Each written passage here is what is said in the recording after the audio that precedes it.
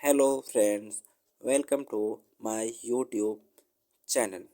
आज का विषय है होली से जुड़ी कहानी। पर्व त्योहार हमारी धर्म संस्कृति का अक्षुण्ण हिस्सा है। पर्व एक तिथि विशेष है तो त्योहार किसी विशेष तिथि में मनाया जाने वाला उत्सव। हिंदू पंचांग के अनुसार होली फाल्गुन मास की पूर्णिमा को मनाया जाने वाला रंगोत्सव है। इस तरह यह पर्व भी है और त्योहार भी है। क्या आप सोच सकते हैं कि यह त्योहार सतयुग से निरंतर मनाया जाता रहा है, करीब 39 लाख वर्ष पहले से? जी हाँ, धर्माचार्य तो यही कहते हैं। आज देश भर में ज़्यादातर जगह होलिका दहन किया जाएगा, लेकिन होली कब से मनाई जा रही है, यह सवाल तो आपके मन जरूर आया होगा। क्या आप यह जानते हैं? यह जानना वाकई दिलचस्प है कि होली आज से 39 लाख वर्ष पहले यानी राम कृष्ण के काल से भी पहले सतयुग से मनाई जा रही है। एक युग जिसके साथ प्राय सब कुछ खत्म हो जाता है। होली उसे पार कर भी दूसरे युग में प्रवेश करते हुए कलयुग में भी न सिर्फ हमारी खुशियों का कारण है, बल्कि यह संदेश देने में भी सक्षम है कि हर बुराई का अंत निश्चित है। होली मनाने की शुरुआत कब और कैसे हुई? इस प्रश्न पर ज्योतिषाचार्य कहते हैं, इस बारे में कई कथाएं प्रचलित हैं, किंतु सबसे पुरानी और प्रचलित कथा सतयुग है। ऐसे में कह सकते हैं कि होली सतयुग से मनाई जाती रही है। वह आगे कहते हैं, 4 युग होते: सतयुग, त्रेता, द्वापर और कलयुग। हमारे शास्त्र में एक युग लाखों वर्षों का बताया गया। सतयुग करीब 17 लाख 28 हजार वर्ष, त्रेता युग 12 लाख 96 हजार वर्ष, द्वापर 8 लाख 64 हजार वर्ष, तो कलयुग 4 लाख 32 हजार वर्ष का होना है। इस हिसाब से ही गणना कहती है कि होली 39 लाख वर्ष पहले सतयुग से मनाई जा रही है। तब भगवान नरसिंह अवतार लिया था और हिरण्यकश्यप का वध किया था। ज्योतिषाचार्य के अनुसार त्रिदेव इस सृष्टि का संचालन करते हैं। ब्रह्मा सृजक है, विष्णु पालनहार है, तो शिव संहारक है। इसके साथ ही विष्णु संतुलन बनाए रखने के लिए भी समय समय पर अवतार लेते रहते हैं। गरुड़ पुराण में भगवान विष्णु के 10 अवतारों का जिक्र है। सतयुग में उन्होंने मत्स्य, हयग्रीव, कूर्म, वारा और नरसिंह अवतार लिया, तो त्रेता युग में वामन, परशुराम और श्री राम का, द्वापर में वह श्री कृष्ण रूप में भक्तों के बीच आए, कलयुग में वह कल की अवतार लेंगे। वह समय कलयुग और सतयुग के संधि काल का होगा। अभी तो कलयुग की शुरुआत ही हुई है। प्रभु अपने सभी अवतारों में दुष्टों का संहार करते हैं, तो अपनी लीलाओं से जीवन जीने का तरीका भी सिखाते हैं। होली का त्यौहार भी कुछ ऐसा ही है, जिसका आरंभ सतयुग में भगवान के नरसिंह अवतार के समय हुआ। ज्योतिषाचार्य कहते हैं, सतयुग में एक अति पराक्रमी दैत्य राजा था, हिरण्यकश्यप। हिरण्यकश्यप के भाई हिरण्याक्ष का भगवान विष्णु ने वाराही अवतार लेकर वध किया था। इस कारण हिरण्यकश्यप उन्हें दुश्मन मानता था। हिरण्यकश्यप का विवाह कयाधु से हुआ, जिससे उसे प्रहलाद नामक पुत्र की प्राप्ति हुई। हिरण्यकश्यप ने मनचाहे वरदान के लिए ब्रह्मा की तपस्या शुरू की। इस दौरान देवताओं ने उसकी नगरी पर आक्रमण कर दिया और वहां अपना शासन स्थापित कर लिया। उस समय देवर्षि नारद मुनि ने कयाधु की रक्षा की और अपने आश्रम में स्थान दिया।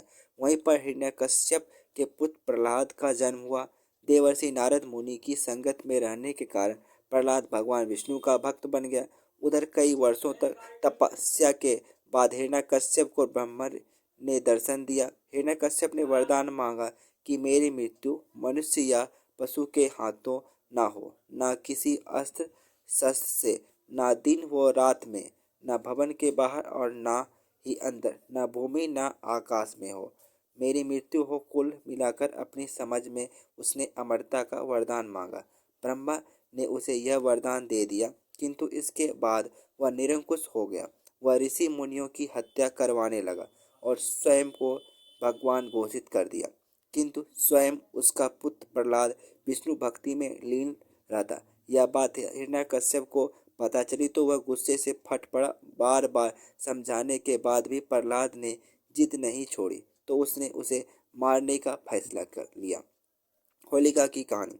हिरण्यकश्यप की एक बहन थी होलिका। होलिका को भी भगवान ब्रह्मा से एक वरदान मिला था, यह कि उसे अग्नि नहीं जला सकती।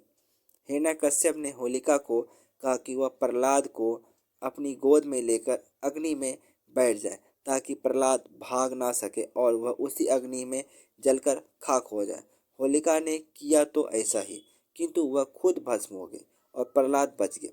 कहा जाता है कि होलिका के एक वस्त्र में ना जलने की शक्ति समाहित थी, किंतु भगवान विष्णु की कृपा से चली तेज आंधी से वह वस्त्र होलिका से हटकर प्रहलाद के शरीर से लिपट गया था। होलिका के जलने और प्रहलाद के बच जाने पर नगर वासियों ने उत्सव मनाया, जिसे छोटी होली के रूप में भी जानते हैं। इसके बाद जब यह बात फैली तो विष्णु भक्तों ने अगले दिन और भी भव्य तरीके से उत्सव मनाया। होलिका से जुड़ा होने के कारण आगे इस उत्सव का नाम ही होली पड़ गया। उधर हिरण्यकश्यप ने प्रहलाद को मारने के लिए उसे एक खंभे में बांध दिया। वह प्रहलाद को मारने ही वाला था कि भगवान विष्णु खंभा फाड़कर नरसिंह अवतार में प्रकट हुए और उन्होंने हिरण्यकश्यप को उसके भवन की चौखट पर ले जाकर संध्या के समय अपने गोद में रखकर नाखूनों की सहायता से उसका वध कर दिया। इस तरह ब्रह्मा का वरदान भी नहीं टूटा और आताताई का अंत हो गया। भगवान को भक्त प्रहलाद को उनका उत्तराधिकारी बना दिया। भगवत शिव और का देव की कथा। सबसे प्रचलित कथा सतयुग में होलिका दहन की ही है, लेकिन बाद के युगों में भी यह उत्सव अलग अलग समय पर मनाया जाता रहा और इससे अन्य कथाएं भी जुड़ी दी गई। होली की एक कहानी कामदेव की भी है। पार्वती शिव से विवाह करने के लिए उनकी तपस्या में लीन थी, लेकिन खुद ध्यानमग्न शिव ने काफी समय तक ध्यान नहीं दिया। ऐसे में कामदेव से रहा ना गया और उन्होंने भगवान शिव पर पुष्प बाण चला दिया।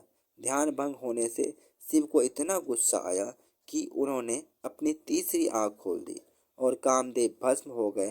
कामदेव के भस्म होने पर उनकी पत्नी रति रोने लगी और कामदेव को वो जीवित करने की गुहार लगाई। इसके अगले दिन क्रोध शांत होने पर शिव ने कामदेव को पुनर्जीवित कर दिया। माना जाता है कि कामदेव के भस्म होने पर होलिका जलाई जाती है और है तो उसके जीवित होने पर खुशी में रंगों का त्योहार होली मनाई जाती है। महाभारत काल की कथा। महाभारत काल यानी द्वापर में युधिष्ठिर को प्रभु श्री कृष्ण ने एक कहानी सुनाई। एक बार श्री राम के पूर्वज रघु के शासन में एक असुर महिला थी। उसे कोई नहीं मार सकता था, क्योंकि उसे एक वरदान था। एक दिन गुरु वशिष्ठ ने बताया कि उसे मारा जा सकता है यदि बच्चे अपने हाथों में लकड़ी के छोटे टुकड़े लेकर शहर के बाहरी इलाके के पास चले जाएं और सूखी घास के साथ उनका ढेर लगाकर जला दें। फिर उसके चारों ओर परिक्रमा करें, नृत्य करें, ताली बजाएं, गाना गाएं और नगाड़े बजाएं। फिर ऐसा ही किया गया और वह असुर मारी गई। कहा जाता है कि इसके बाद से बुराई पर जीत के प्रतीक के रूप में होली मनाई जाती है। पूतना से क्या रिश्ता। होली सबसे अधिक प्रसिद्ध हुई द्वापर युग यानी श्री कृष्ण के युग में। पौराणिक कथाओं के अनुसार कंस को पता चला कि श्री कृष्ण गोकुल में हैं, लेकिन यह नहीं पता था कि इसके बाद